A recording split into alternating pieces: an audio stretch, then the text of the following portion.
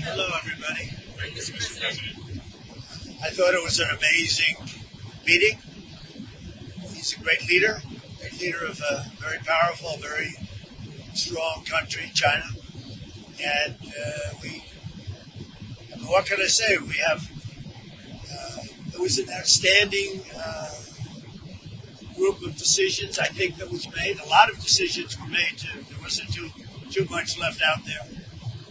And we've come to conclusion on many very important points, and we'll be handing that to you in a little while. We're having, because there was a lot of different things, many of them very important.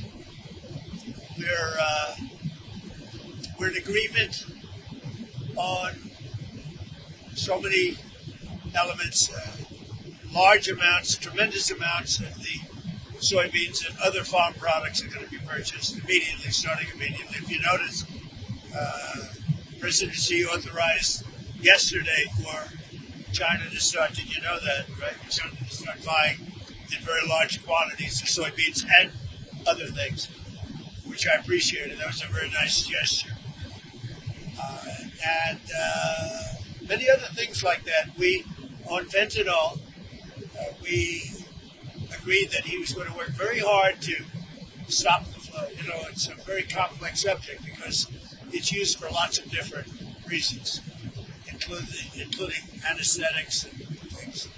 But he's going to work very hard on it, precursors, and I think you're going to see some real action taken.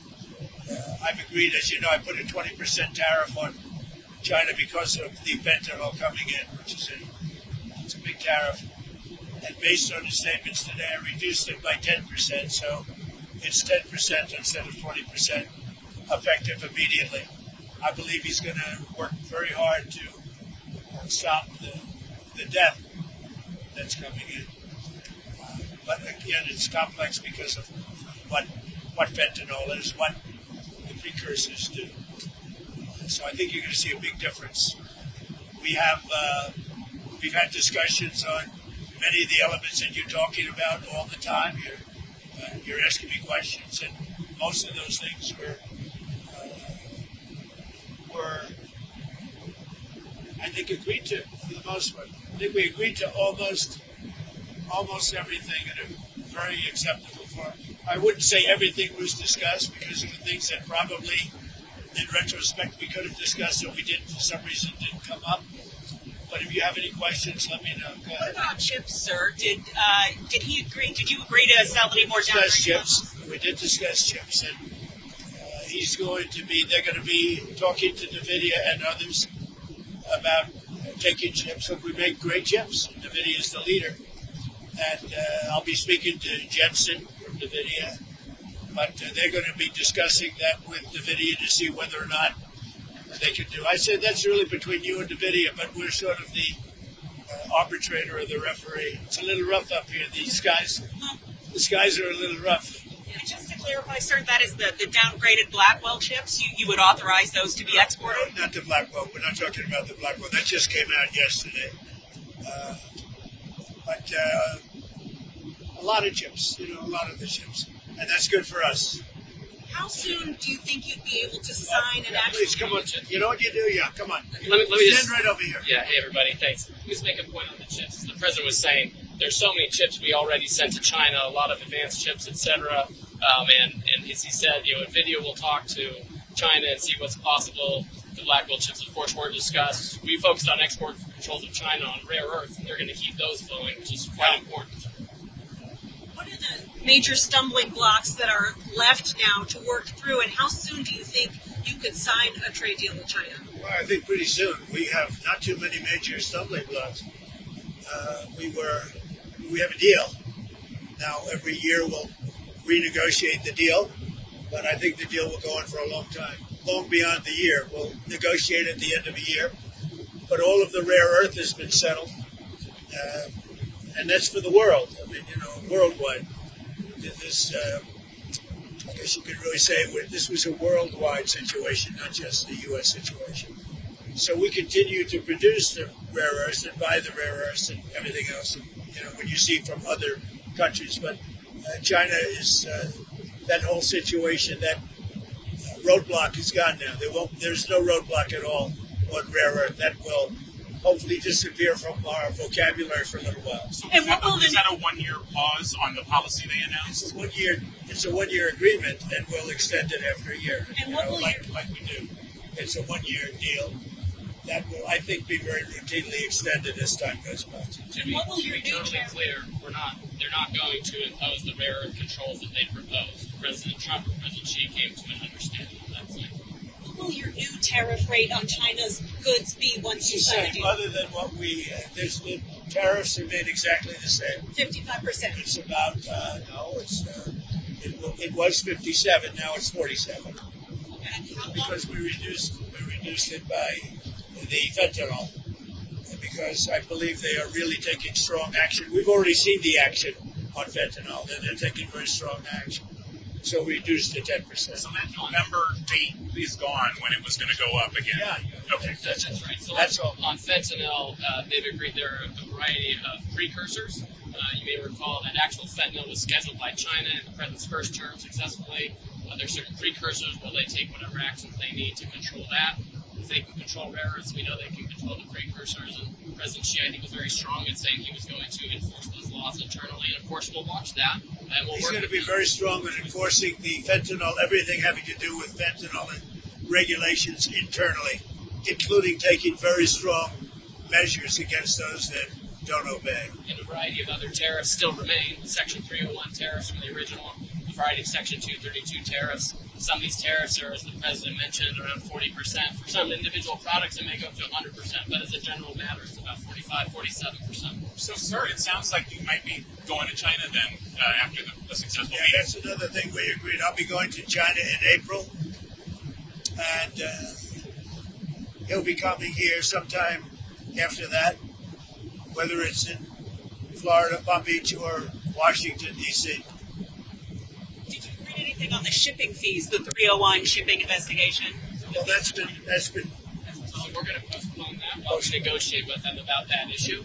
We're trying to rebuild shipbuilding. The Cranes just agreed to invest $150 billion in shipbuilding, so we think we have a good path forward. but that's no longer an issue. Did the war in Ukraine or Taiwan come up? We discussed that, and we discussed basically these are rough winds in Asia. I must tell you, this is a rough flight. We could have waited an hour, maybe. This is a little tough. These are tough conditions for interviews. You know, they're going to be watching Trump. They're going to say, he didn't look too good. He's got the shakes.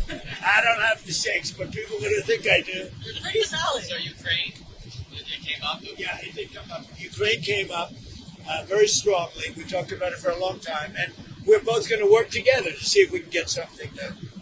We agreed that the sides are, locked in and fighting, and sometimes you have to let them fight, I guess. Crazy. But he's going to help us, and we're going to work together on Ukraine. There's not a lot more we can do. He's been buying oil from Russia for a long time. It takes care of a big part of China. And, I can say India's been very good on that front. But we didn't really discuss the oil. We discussed working together to see if we could get that war finished. It doesn't affect China. It doesn't affect us. And I'd like to see it done on the basis. I don't like to see 6, 7, 8,000 young people, mostly young people, for the most part soldiers, be killed. It's not costing us anything. In fact, we make money, and I don't even want to talk about making money. I don't care about making money in that case. But, we send weapons to NATO. They buy full price. They buy the weapons. They give them to whoever, but I think they give them probably to Ukraine for the most part. And we discussed it. We discussed all that. We're going to work together to try and get the war with Russia and Ukraine solved. What about the Taiwan issue, sir? It never came up. Taiwan never came up. It's not discussed, actually. What else didn't come up that you thought might come up? You had mentioned you didn't get to everything. We had a long meeting, as you know, but a lot of things we discussed in great detail. A lot of things we brought to finalization. A lot of finalization. I thought it was a great meeting. I think it was a very friendly meeting. It was a good meeting for two very large, powerful countries. And that's the way we should get along with large, powerful Why did you write your Truth Social about nuclear testing? What about resuming nuclear testing? What prompted you to do that right before the meeting? It had to do with others. They seem to all be nuclear testing. Russia? We have more nuclear weapons than anybody. We don't do testing. We've halted it many years ago. But with others doing testing, I think it's appropriate that we do also. Any details around the testing, sir? Like where, when? It'll be announced. We have test sites. It'll be announced. Did Israel give you a heads up before they bombed Gaza? And is it still a ceasefire if they're stopping? Yeah, it is. No, they had a sniper, and one of their soldiers were killed, and they did retribution. So we'll see. But it is a ceasefire. It's back to ceasefire. But is that What is the thinking behind reducing troops in Romania, the drawdown of U.S. troops in Romania? You have to ask. I mean, I can tell you about it, but it's not very significant. It's not a big deal. On nuclear weapons, sir, which countries do you have in mind when you say you want to send a signal? What a rough ride this is. The interviews are tough enough without your life being threatened. You guys okay? Yes, sir. The camera guy's very steady. We're going to look real bad today on television, I'll tell you. I think that, it's pretty much, I think we've discussed mostly what we said, pretty comprehensive. We're going to issue a statement on some of the details. But overall, I guess on the scale of from 0 to 10, with 10 being the best, I would say the meeting was a 12. Okay, I think it was a 12. I think very importantly, just the whole relationship is very, very important. And I think it was really good. Especially coming on the heels of the successful trip. We're in Malaysia. You signed a peace deal for Cambodia and Thailand. Critical mineral deals with all our allies. So many successful meetings. And so many meetings great for our country with literally hundreds of billions, trillions of dollars have come into our country over the last 4 days, represented by this meeting.